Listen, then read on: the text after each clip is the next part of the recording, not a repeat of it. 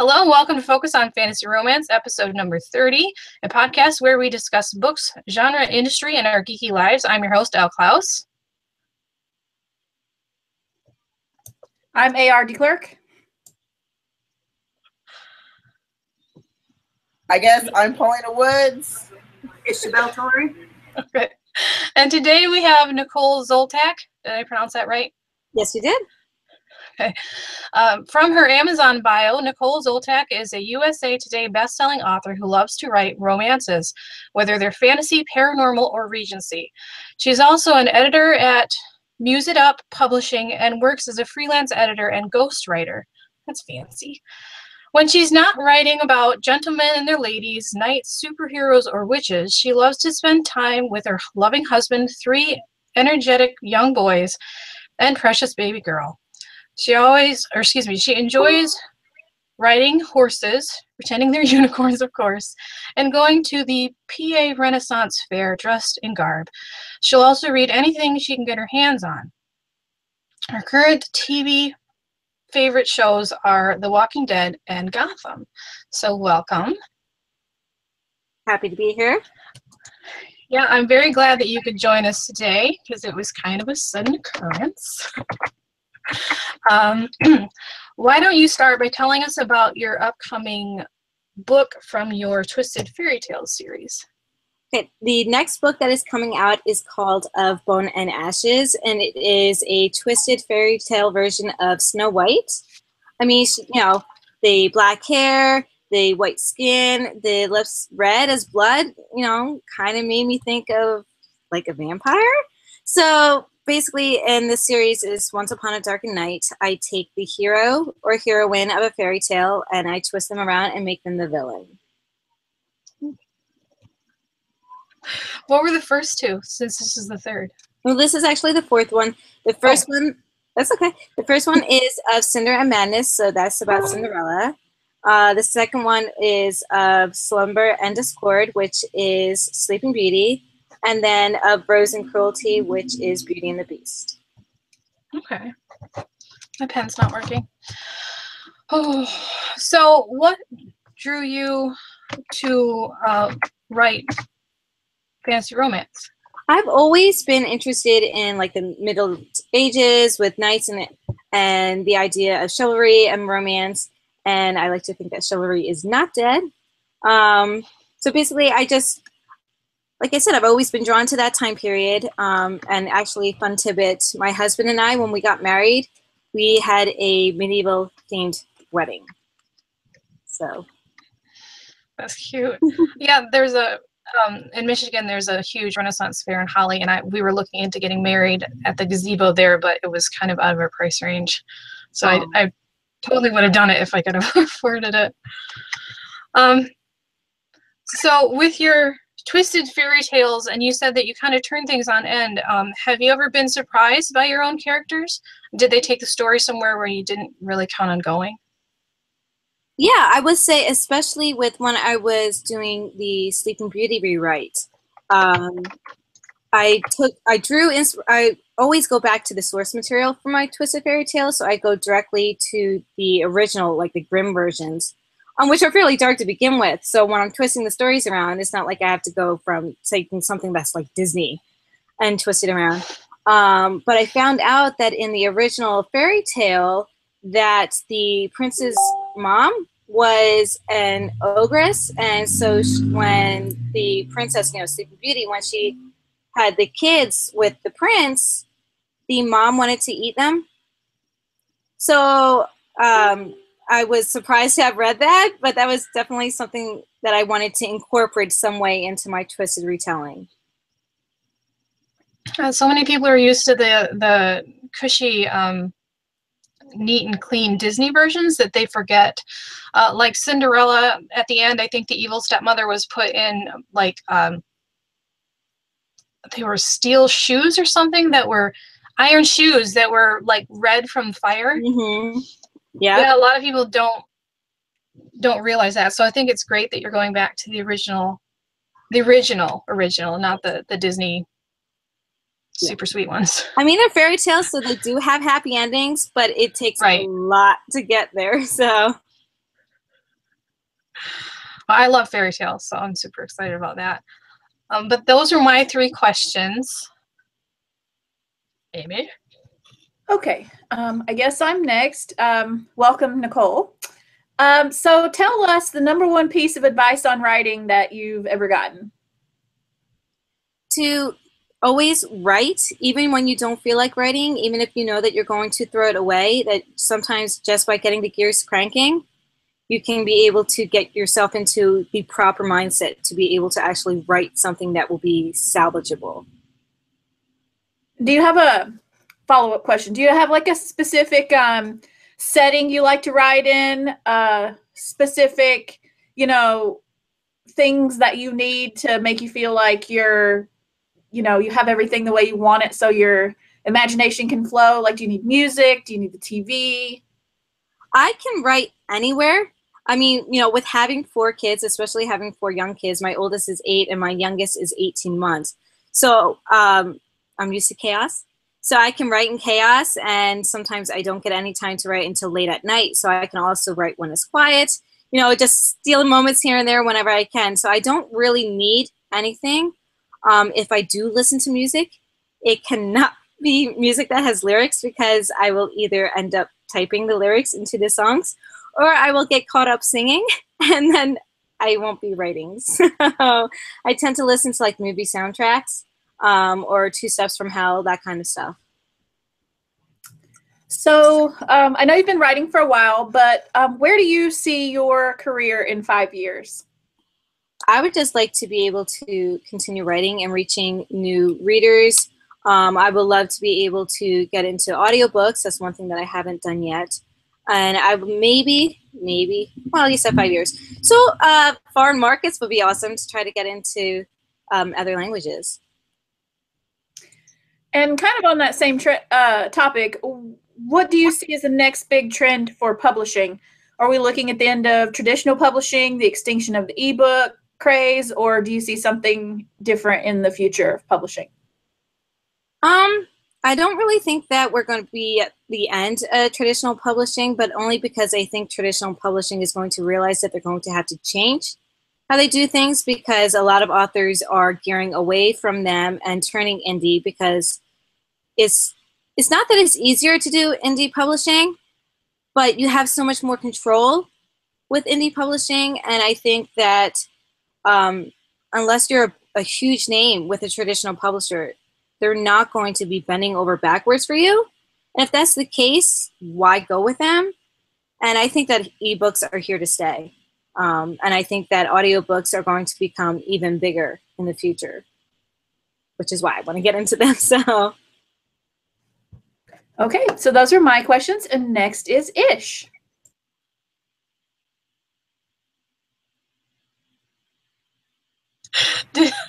No, that's not how this works. Somebody reads my questions. That's not how this works. Ish, would you like me to read your questions?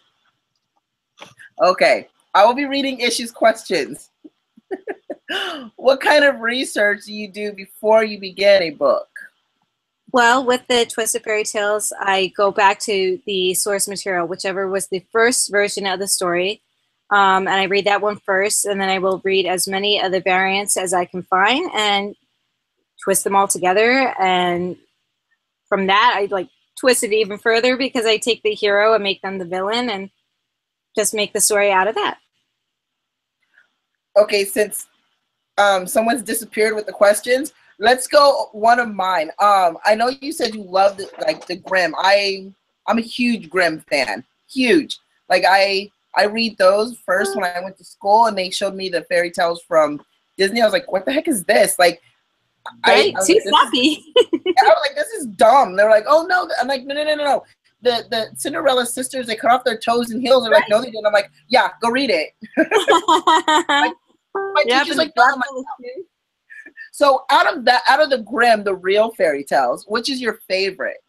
Like one that you actually read just because it's like, oh, cool, I love this. Oh, that's a good question, because I like so many of them.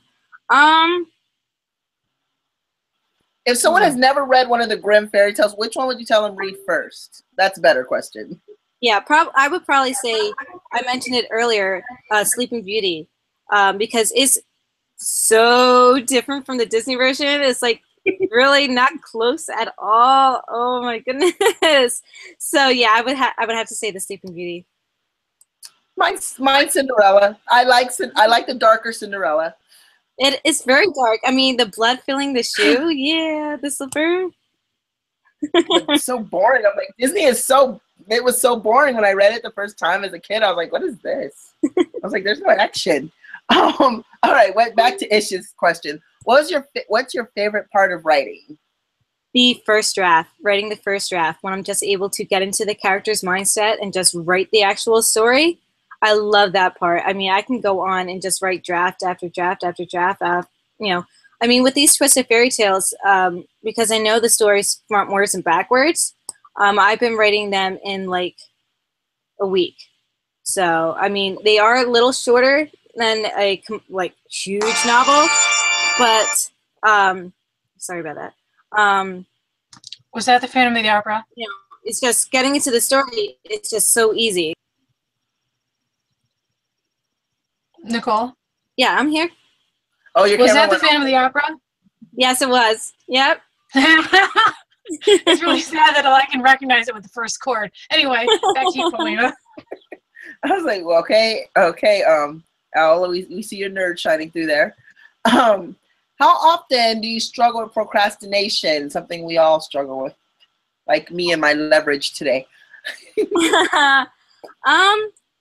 As far as the actual writing, I don't procrastinate too much, and like it is more with the marketing and like my website. My website is a little out of date. So stuff outside of the actual writing is, yeah.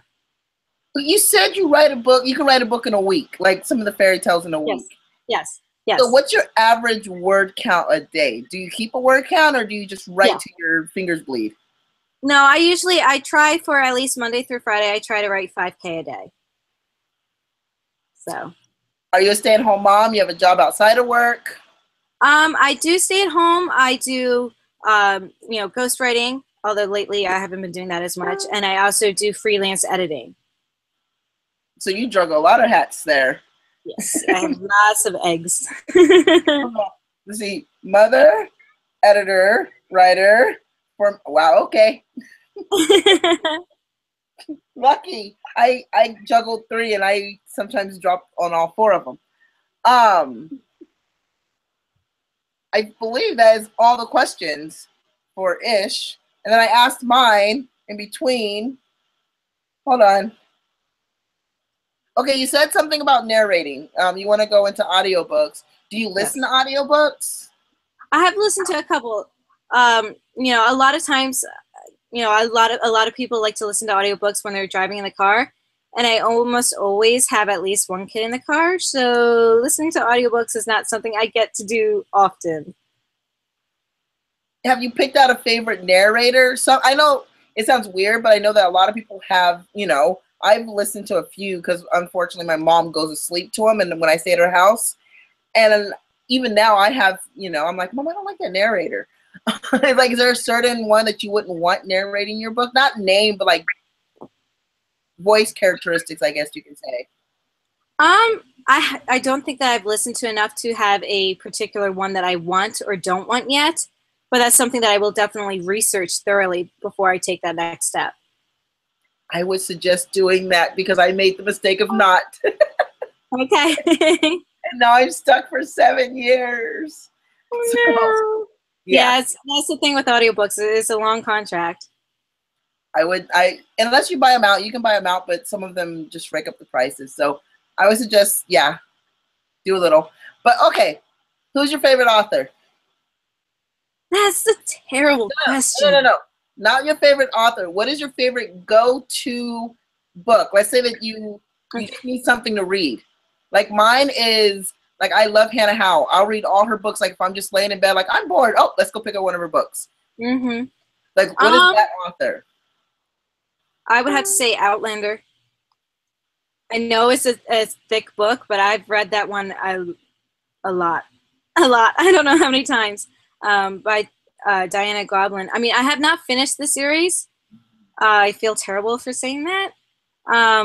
But I have read the first 5 books. I'm waiting until the series is completely finished because I want to reread them from the start and all the way through. Some people do that. I have books, literally, I will search through my pack for that one book, and I'm just like, yes, and I'll read it. I've read it like 100 times. You know what's going to happen, when it's going to happen, but you still got to read it. Yes. Yeah, I get that. Someone's asking, are you a plotter or a pantser? I used to be a pantser, but not anymore. I am a reformed pantser. I am now a plotter, and that's some of the reason why I'm able to write 5K a day despite having so many kids, because 2 of the kids are in school, but 2 of them are at home with me. I love nap time. But ever since I became a plotter, I'm able to write like 2K in 1 hour. Whereas when I was a pantser, the most I would hit was like 1K. So I've been able to double my word count by becoming a plotter, because I'm basically not going, I don't know what comes next. Ish wants to know, is there any tips for structuring a plot outline?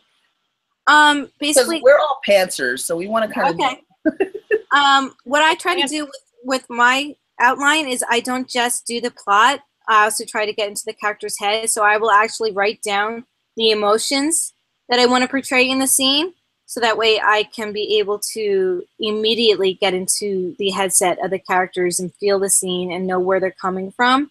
And that just really helps me to be able to even be interested in the story when I'm plotting, you know, when I'm making the outline. Even before I'm actually writing it, I'm invested in the story already.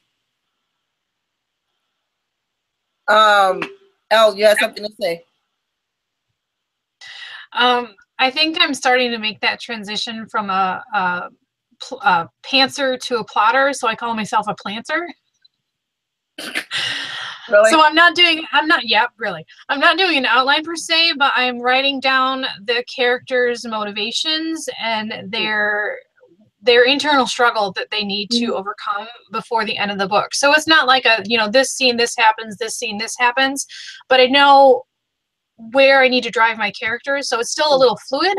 Right. But yeah, I think that just as me as a writer matures, that I'm getting away from the pantsing, because yeah, I noticed there's a lot of time that I just sit there like, what are they doing? Right, exactly. Yeah. I'm gonna waste my writing time thinking about what they're doing, and then the kids are gonna wake up from a nap, or I have to go back to work, or yeah, no. That was what my comment went, is like, I'm a plantser. I'm making the transition.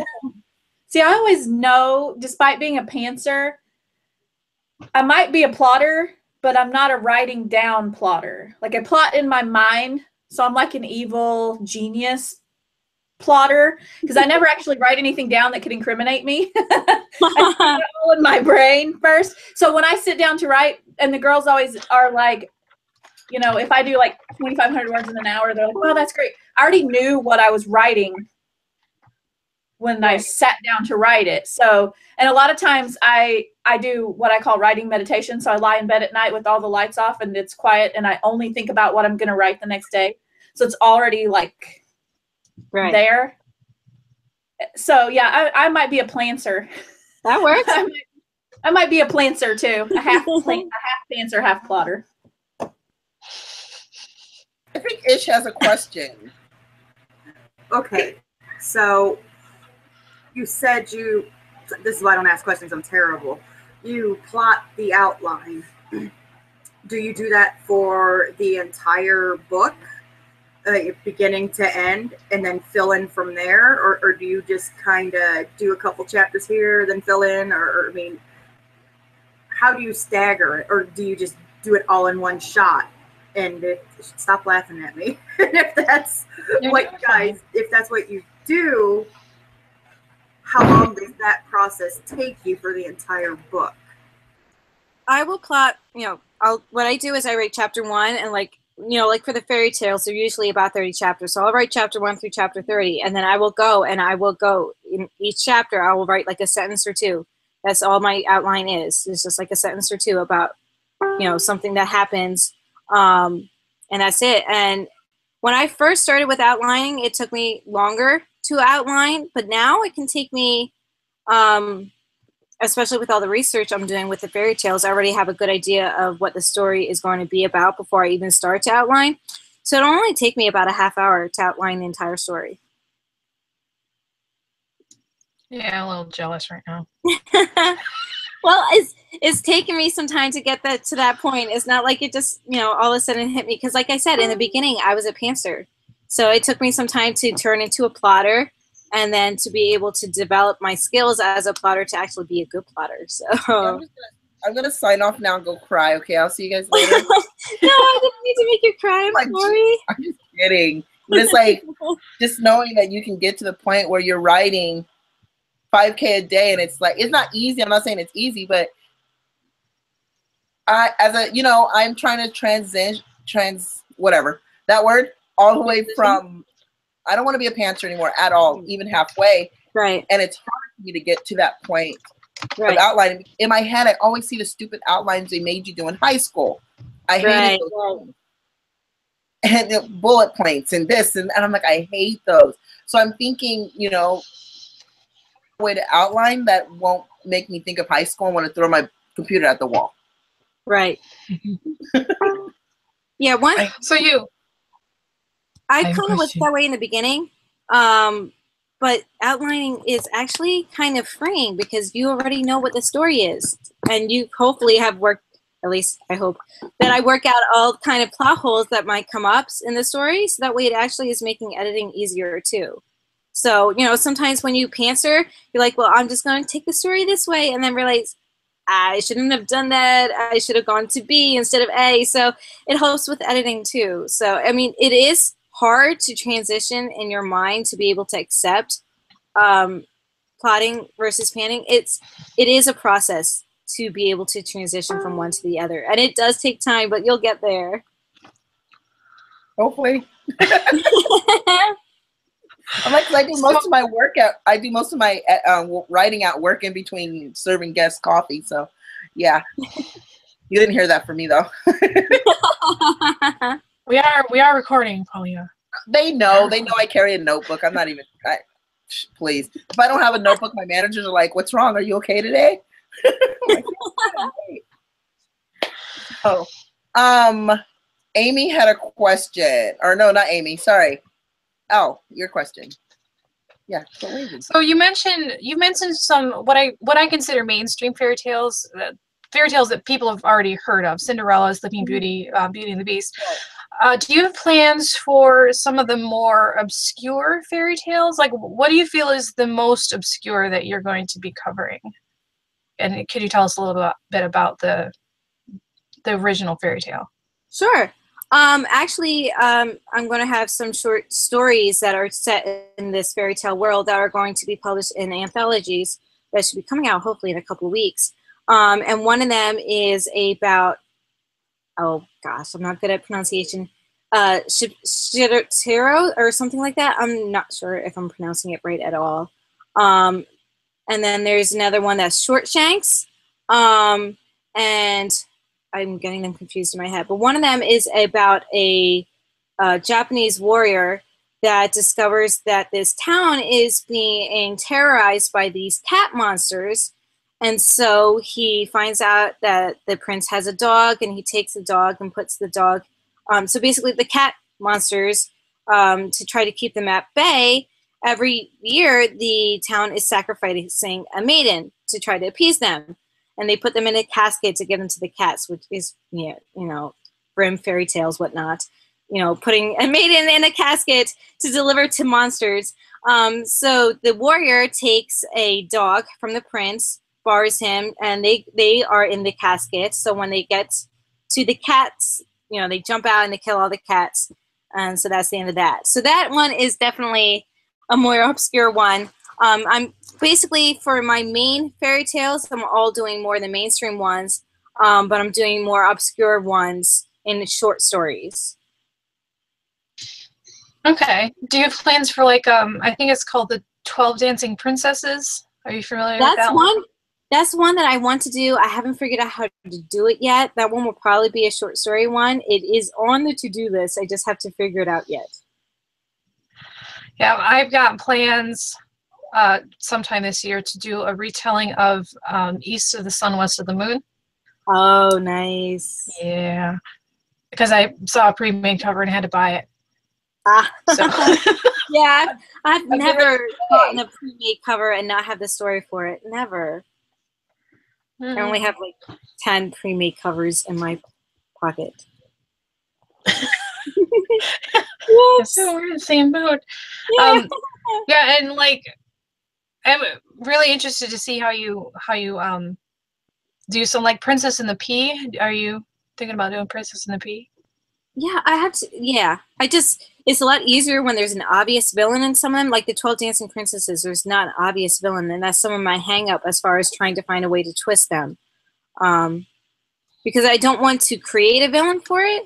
So that's where my hang up with them is. I want to. I'm going to figure it out. I will somehow. I'm sure, like with a lot of my plot problems, if I set it aside and don't think about it, it comes to me. Mm-hmm. Yeah. So it's only a matter of time. Yes. And you're on book 4, so you've got plenty of more fairy tales to. Oh yes. To explore. Yes. Paulina's cat is high. You need to talk to your cats about catnip. But that was. He's like, I'm sorry. Paulina? Really fast. He is literally like rolling around on the little thing I have a catnip on. He's like rolling around, his feet are in the air, and he's like doing this. It's funny. Even my dog is looking at him like, what the heck is wrong with you? Okay, continue. So thank you for joining us tonight, Nicole. I realize it was kind of a last minute. Is there anything you wanted to tell everybody or where we can find you on social media? You can find me anywhere on social media. I'm everywhere under my name, Nicole Zoltack. You can check out my website. You can follow me on Twitter. I do not mind stalkers as long as it's, through social media. So, yep. Thank you for having me.